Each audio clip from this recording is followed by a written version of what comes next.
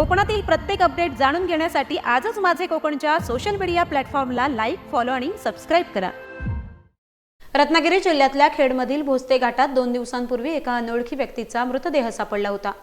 थक्क करणारी आश्चर्याची बाब म्हणजे हा मृतदेह सावंतवाडीतील आजगाव येथील योगेश आर्या या तरुणाच्या पडलेल्या स्वप्नानुसार शोधण्यात आलाय।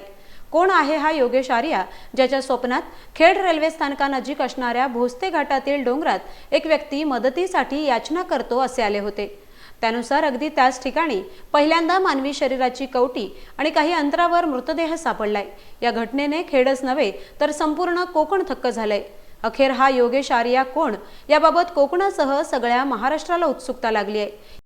या योगेश आर्या याचे सोशल मीडियावरील व्हिडिओ हाती आले असून त्यांनी या संदर्भात केलेल्या पोस्ट देखील माझे कोकणच्या हाती आले आहेत। यामध्ये तो त्याला पडलेले स्वप्न व त्या ठिकाणी शोध घेऊन व्हिडिओ ब्लॉग करत असताना पाहायला मिळतोय।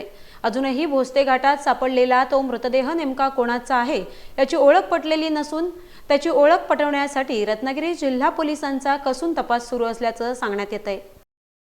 निकिता आर्या उर्फ योगेश कुंभार आर्या, मी गेले 5 दिवस खेड इकडे भटकत आहे।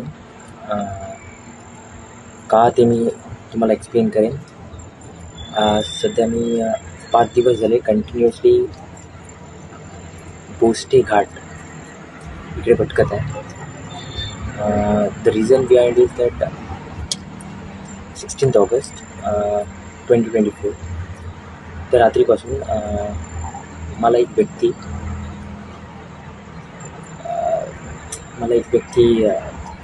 माझ्या ड्रीम्समध्ये येत आहे। अँड ती व्यक्ती रेनकोट घालून आहे, ब्लॅक शूज आहे आणि एक बॅग आहे त्याच्यामध्ये, आणि ती व्यक्ती माझ्याकडे हेल्प मागत आहे।